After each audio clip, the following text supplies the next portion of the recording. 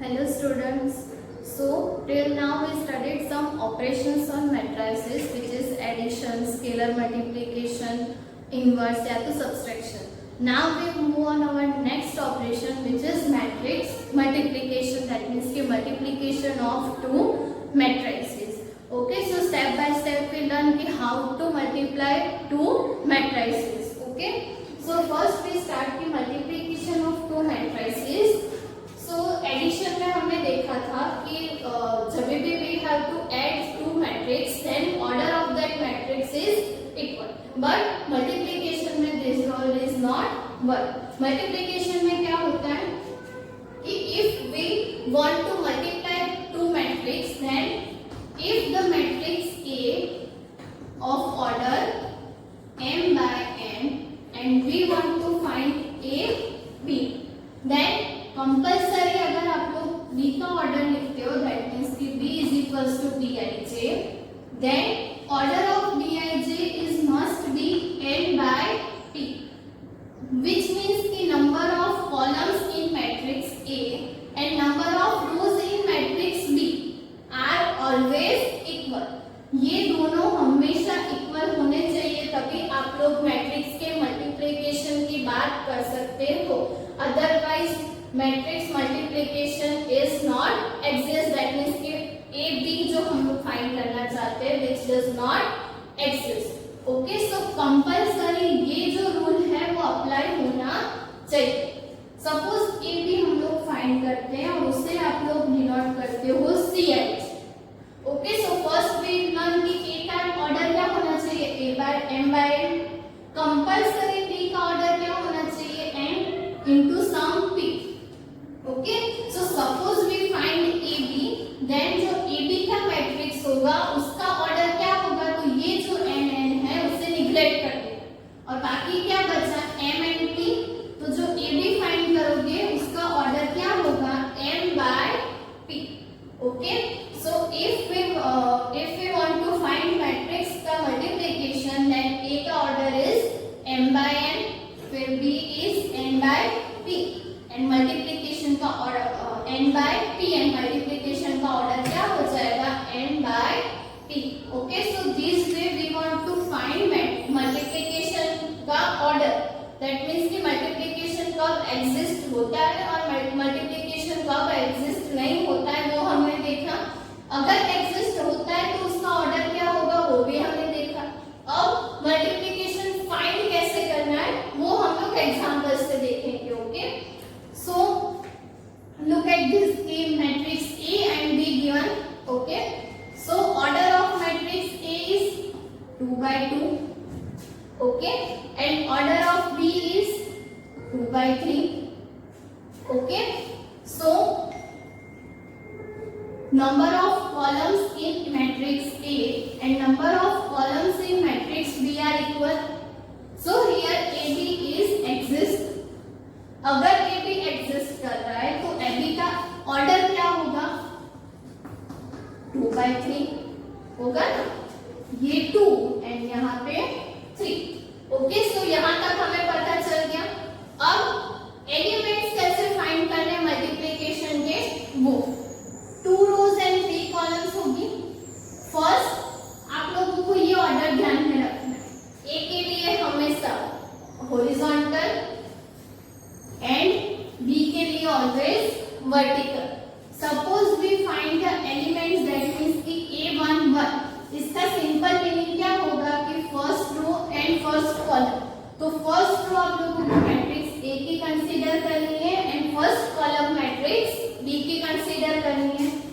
In short उसके बाद आप लोगों को क्या करना है, तो यहाँ पे जो फर्स्ट एलिमेंट है ये और यहाँ पे जो फर्स्ट एलिमेंट है दोनों का मल्टीप्लिकेशन. दैट मींस कि 1 into 1. उसके बाद एडिशन और सेकंड एलिमेंट का मल्टीप्लिकेशन. दैट मींस कि -2 and 2. तो यहाँ पे जाके आप लोगों का फर्स्ट एलिमेंट खत्म होगा, जहाँ पे आप लोगों को क्या लेना है, इसकी फर्स्ट रो एंड इसकी फर्स्ट कॉलम के एलिमेंट्स. फर्स्ट एलिमेंट का मल्टीप्लिकेशन, उसके बाद एडिशन और वापस से सेकंड एलिमेंट का multiplication. Okay, so now second element तो ये first row and second column होगी। ठीक है,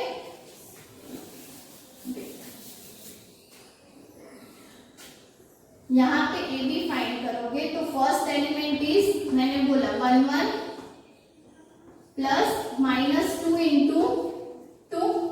सेकेंड एलिमेंट इज की सेकेंड रो एंड यहाँ की second column.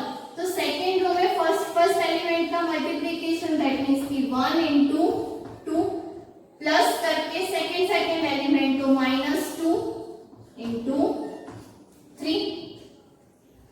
Okay, now third element, तो थर्ड एलिमेंट आप लोग कैसे फाइंड करोगे? Same way, first row and third column A13 find करना है ना, तो first row and third column. तो फर्स्ट रो में ये 1 एंड 3 का मल्टीप्लीकेशन 3 एंड -2 एंड 1 का मल्टीप्लीकेशन -2। यहाँ पे जाके आप लोगों का मैट्रिक्स कंप्लीट होगा। इसे लिखना हो तो आप लोग ऐसे लिख सकते हो कि first element is 1 into 3 plus क्या होगा -2 इंटू 1। ओके, और इसका ऑर्डर हमने देखा क्या होगा 2/3। सेम वे में हमें ये वाले एलिमेंट्स लिखने, तो वहां पे भी सेम चीज, यहाँ पे कौन सा एलिमेंट होगा? Second row and first column. तो यहाँ पे सेकेंड रो एंड ये वाली फर्स्ट कॉलम। तो 2 इंटू 1 प्लस 3 इंटू 2, ये 3 और सेकेंड एलिमेंट 2। सेम वे में 2 into 2 plus 3 into 3 and last में second row and third column. तो 2 into 3 and then 3 into 1। Okay, so अब जाके हमें एलिमेंट, सारे एलिमेंट्स मिल गए जिसका ऑर्डर क्या होगा 2/3। और आई होप आप लोगों को मल्टीप्लिकेशन कैसे करना है वो समझ में आया होगा। ओके, अब इसको सिंप्लीफाई करेंगे। सो 1 यहाँ पे -4, ये क्या हो जाएगा 2 -6, ये क्या हो जाएगा 3 - 2, हियर 2 प्लस 6, ये 4 प्लस 9, ये 6 प्लस 3, जिसका ऑर्डर क्या होगा 2/3। आई सजेस्ट कि जब भी आप लोग मल्टीप्लिकेशन फाइंड करो तो ऑर्डर लिखना, क्योंकि मल्टीप्लिकेशन में ऑर्डर बहुत ज्यादा मैटर करता है, वरना आप लोग कंफ्यूज हो जाओ। Okay, and now we solve this. 1 - 4 that means की -3, 2 - 6 -4, 3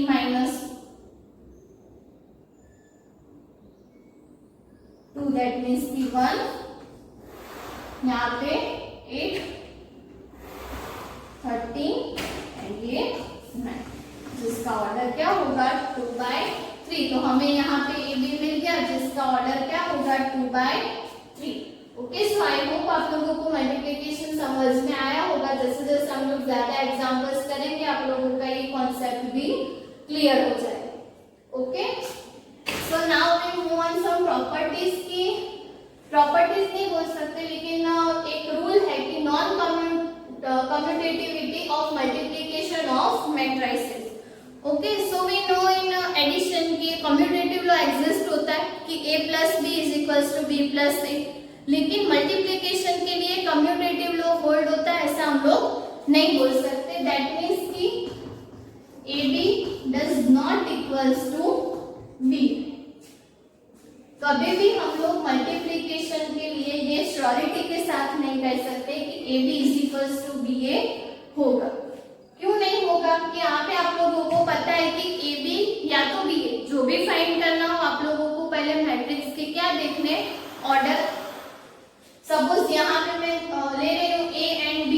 ओके, सो मुझे अगर if I want to find ab, then a का ऑर्डर यहाँ पे क्या दिया हुआ है 2 rows and 3 columns, that means कि 2/3।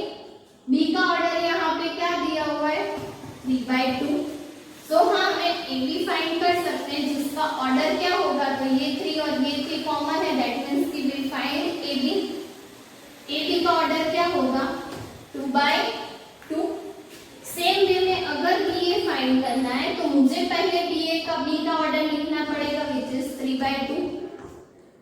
सपोज उसके बाद ए का ऑर्डर दैट मीन्स की 2/3.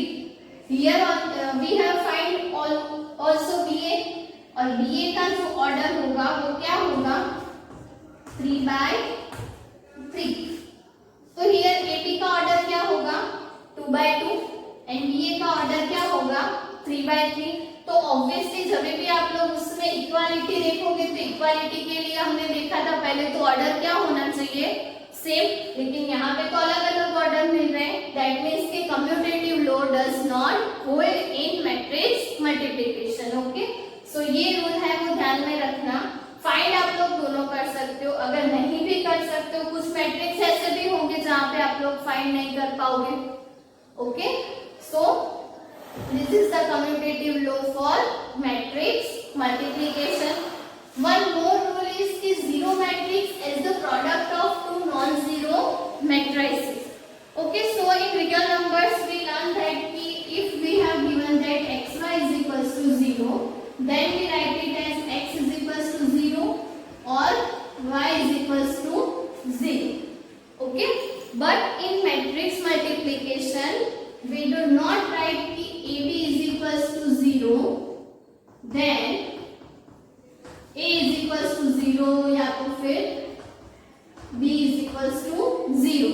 For matrix multiplication this is not true. Always ऐसा नहीं होगा. एक एग्जांपल लेके देखते हैं कि यहाँ पे हमें AB दिया हुआ है, दोनों का ऑर्डर क्या है 2/2. देन AB हम लोग इजीली फाइंड कर सकते हैं जिसका ऑर्डर क्या होगा 2/2. सेम चीज अगर मल्टीप्लिकेशन करना है तो हॉरिजॉन्टल एंड वर्टिकल. 0 का मल्टीप्लिकेशन 3 के साथ 0, 0 का मल्टीप्लिकेशन -1 के साथ भी 0, 0 का मल्टीप्लिकेशन 5 के साथ 0, -1 into 0 0. सिमिलरली 0 into 3 क्या हो जाएगा 0 and 2 into 0 क्या हो जाएगा 0.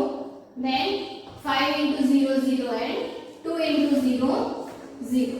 तो यहाँ पे हमें आंसर में क्या मिला 2/2 का 0 मैट्रिक्स. लेकिन यहाँ पे A and B तो नॉन जीरो है, A and B non zero है, फिर भी A B हमें क्या मिला 0. तो हम A B के लिए ये कंडीशन ट्रू है ऐसा नहीं कह सकते. Okay, so these are some rules for matrix multiplication. In next lecture we show some properties of matrix multiplication and some sums of matrix multiplication. Okay, thank you.